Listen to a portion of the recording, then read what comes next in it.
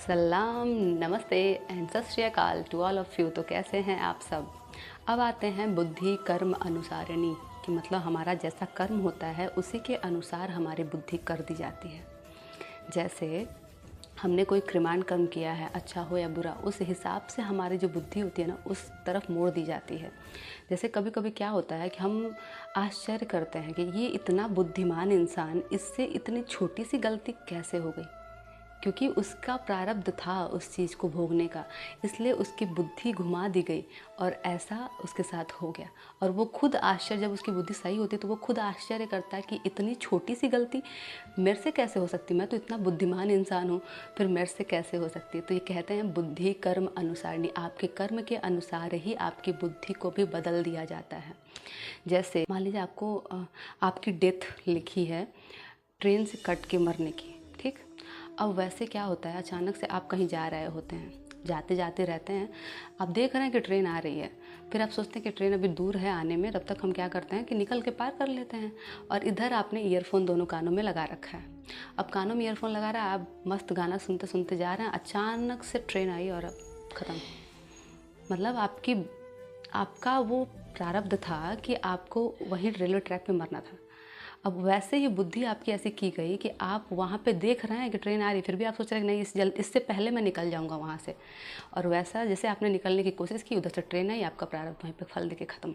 जैसे कि प्रारब्ध जैसा होता है उसी के हिसाब से हमारी बुद्धि कर दी जाती है। मान लीजिए आप कहीं जा रहे हैं और आपको घायल होना है, रास्ते में जा रहे हैं, कहीं घायल होना है, अचानक से आपके सामने कोई कार आ रही है और आप उसको बचने के बजाय आप कार के साइड में ही भागने लगते हैं। तो इससे क्या होता है कि आपको चोट लगनी थी, इसलिए आपकी बुद्धि को घुमा दिया गया। आपको तुरंत आप सोच नहीं पाए कि हमको किस साइड में भागना है और कार के सामने ही जाके गिर गए, तो यहाँ पे आपको वो चोट लगी। तो ऐसे होता है बुद्धि कर्म अनुसारिणी, आपका जैसा कर्म होता है उसी हिसाब से आपकी बुद्धि को बदल दिया जाता है। तो जैसे उदाहरण के तौर पे एक और बात समझिए, जैसे रावण था, रावण की मृत्यु लिखी जा चुकी थी कि उसकी मृत्यु भगवान राम के हाथों होनी है। अब वो कैसे हो, इसके लिए उसकी बुद्धि ऐसी फिराई गई कि उसने माता सीता का जाके हरण किया।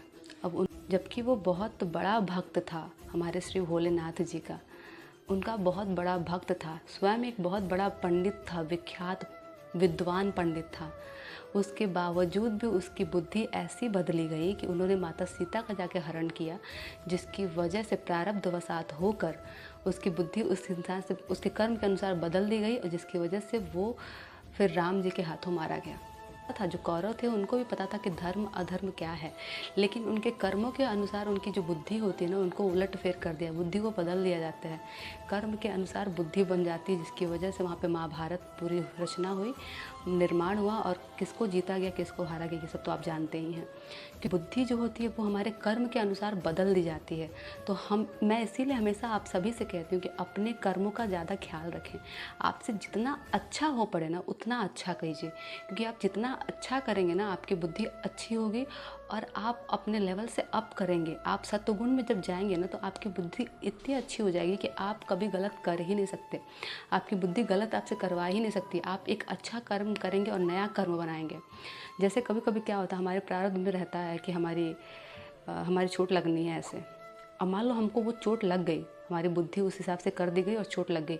अब वो चोट लगने के बाद हम जो फिर से स्टार्ट करते हैं उस सामने वाले को बोलना, डांटना, चाहे कुछ भी करना, अचानक से उसको गाली देना, सब फिर शुरू कर देते हैं। तो वहीं पे हम एक नया कर्म बना देते हैं। अब वो कर्म जो क्या होता है कि संचित में जमा हो जाता है, फिर से प्रारब्ध के रूप में हमारे पास आता है। जैसे अगर वही कर्म आपने जो आपके पास आना था प्रारब्ध कर्म, वो आपको वहीं पे अगर आपको चोट लगा, आप वहीं पे शांति से उसको एडजस्ट कर लेते, शांति से उसको एक्सेप्ट कर लेते, तो वो चीज़ वहीं पे ख़त्म हो जाती है, आपका नया कर्म नहीं बनता। तो इसी के साथ मैं वंदना राव लेती हूँ आप सभी से अलविदा। फिर मिलते हैं एक नए अध्याय में एक नए चैप्टर के साथ।